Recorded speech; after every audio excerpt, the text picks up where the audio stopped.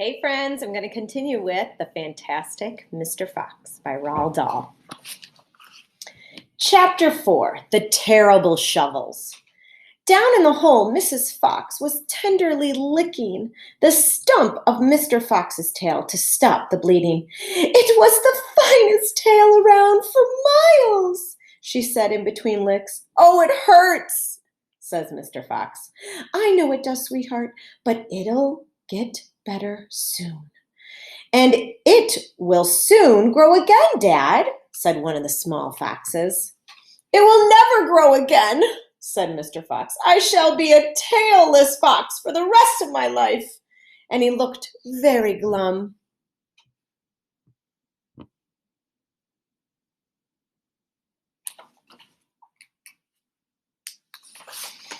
There was no food for the foxes that night, and soon the children dozed off. Then Mrs. Fox dozed off, but Mr. Fox could not sleep because of the pain in the stump of his tail. "Well," he thought, "I suppose I'm lucky to be alive at all, and now they've found our hole. We're going to have to move out as soon as possible. We'll never get any peace if we—" What was that? He turned his head sharply and listened. The noise he heard now was the most frightening noise a fox could ever hear. The scraping of shovels digging into the soil. "Wake up!" he shouted. "They're digging us out!" Mrs. Fox was wide awake in 1 second. She sat up quivering all over. "Are you sure that's it?" she whispered. "I'm positive. Listen." "They'll kill my children," said Mrs. Fox. "Never," said Mr. Fox. "But, darling, they will," sobbed Mrs. Fox. "You know they will." Scratch, scratch, scratch went the shovels above their heads. Small stones and bits of earth began falling from the roof of the tunnel. "How will they kill us, Mummy?" asked one of the small foxes. His round black eyes were huge with fright. "Will there be dogs?" he asked. Mrs. Fox began to cry. She gathered her 4 children close to her and held them tight. Suddenly, there was an especially loud crunch above their heads, and the sharp end of the shovel came right through the ceiling.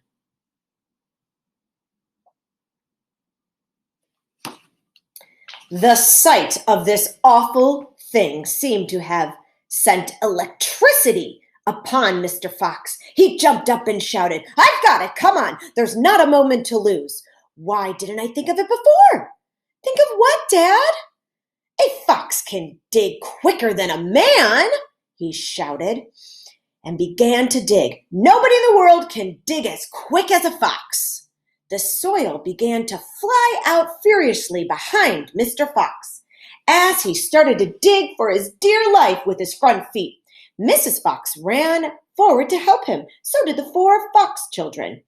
"Go downward," ordered Mr. Fox. "We've got to go deep. Go as deep as possible."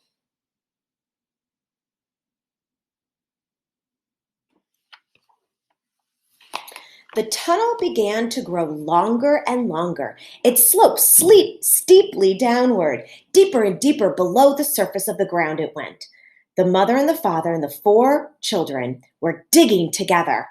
Their front legs were moving so fast you couldn't even see them. And gradually, the scraping and the scratching of the shovels above became fainter and fainter. About an hour after, Mr. Fox stopped digging. "Hold it!" he said. And they all stopped. They turned and looked back up the long tunnel they had just dug. "Ooh, phew," said Mr. Fox. "I think we've done it. They'll never get as deep as this. Well done, everyone." They all sat down, panting for a breath. And Mrs. Fox said to her children, "I should like you to know that if it wasn't for your father, we'd all be dead now. Your father is a fantastic fox." Mr. Fox looked at his wife and smiled. He loved her more than ever when she said things like that. Chapter 5. Terrible Tractors. As the sun rose the next morning, Bogus, Bunce, and Bean were still digging. They had dug a hole so deep that you could put a house into it. But they had not yet come to the end of Fox's tunnel. They were very tired and cross. "Dang and blast it!" shouted Bogus. "Those rotten things! Whose idea was this?"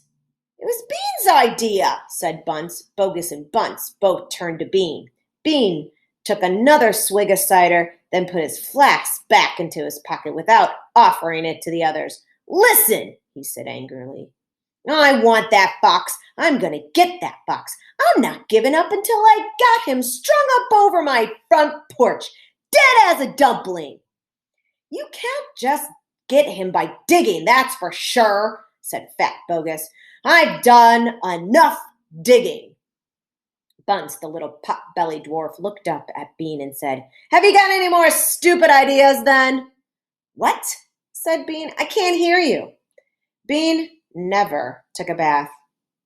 He never, ever washed. As a result, his ear holes were clogged with all kinds of muck and wax and bits of chewing gum and dead flies and stuff like that.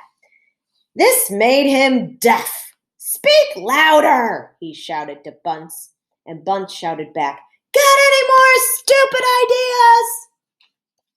Here he is with his gross ear. Look at all that bits falling out. Ugh.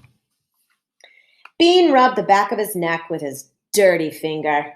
Then, he had a boil coming there, and it itched. A boil is like a terrible wart, but worse.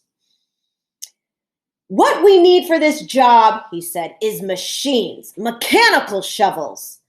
We'll have him out in 5 minutes with a mechanical shovel." "That's a pretty good idea," the other two had to admit. "All right then," Bean said, taking charge. "Bogus, you stay here and see that the fox doesn't escape. Bunce and I will go and fetch our machinery. If he tries to get out, shoot him quick." The long, thin Bean walked away. The tiny Bunce trotted after him, and the fat Bogus stayed where he was with his gun, pointing at the foxhole. Soon, 2 enormous caterpillar tractors with mechanical shovels on their front ends came crackling into the woods. Bean was driving one, and Bunce was driving the other. The machines were both black. They were murderous, brutal-looking monsters. "Here we go!" shouted Bean. "Death to the fox!" shouted Bunce. Look at those machines. Are they excavators? Whoa. You can see Bean first, then little Bunce later, back behind him. The machines went to work, biting huge mouths of soil out of the hill. The big tree under where Mr. Fox dug his hole in the first place was toppled down like a matchstick. On all sides, rocks were sent flying and trees were falling, and the noise was just deafening. Down in the tunnel, the foxes crouched, listening to the terrible clanging and banging overhead. "What is happening, Dad?" cried the small foxes. "What are they doing?" Mr. Fox didn't know what was happening or what they were doing. It's an earthquake!" shouted Mrs. Fox. "Look!" said one of the small foxes. "Our tunnel is getting shorter. I can see daylight!" They all looked around, and yes, the mouth of the tunnel was now only a few feet away from them now, and the circle of daylight beyond they could see were 2 huge black tractors almost on top of them. "Tractors!" shouted Mr. Fox. "The mechanical shovels! Dig for your lives! Dig, dig, dig!" Chapter 6, The Race. Now, there began a desperate race. The machines against the foxes. In the beginning, the hill looked like this.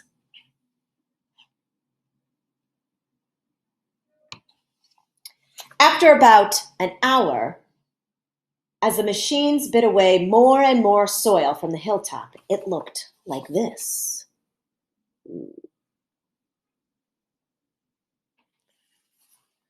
Sometimes the foxes would gain a little ground, and the clanking noise would grow fainter, and Mr. Fox would say, "We're going to make it, I'm sure we are." But then a moment later, the machines would come back at them, and the crunch of the mighty shovel grew louder and louder. Once the foxes actually saw the sharp metal edge of one of the shovels as it scraped up the earth just behind them. "Keep going, my darlings," panted Mr. Fox. "Don't give up." "Keep going," shouted Fat Bogus to Bunsen Bean. "We'll get him any minute now." "Have you caught sight of him?" Bean called back. "Not yet," said Bogus, "but I think you're close." "I'll pick him up with my bucket," shouted Bunce. "I'll chop him into little bits." By lunchtime, the machines were still at it, and so were the poor foxes. The hill now looked like this. Oh, man. The farmers didn't stop for lunch. They were much too keen to finish the job. "Hey there, Mr. Fox!" yelled Bunce, leaning over his tractor. "We're coming to get you now." "You've had your last chicken," yelled Bogus. "You'll never come prowling around my farm again." The sort of madness had taken hold of these three men. The tall, skinny Bean, the dwarf-like pot-bellied Bunce were driving their machines like maniacs, racing the motors and making the shovels dig at a terrific speed. And the Fat Bogus was hopping about like a devilish frog, shouting, "Faster, faster!" By 5 o'clock in the afternoon, this is what had happened to the hill.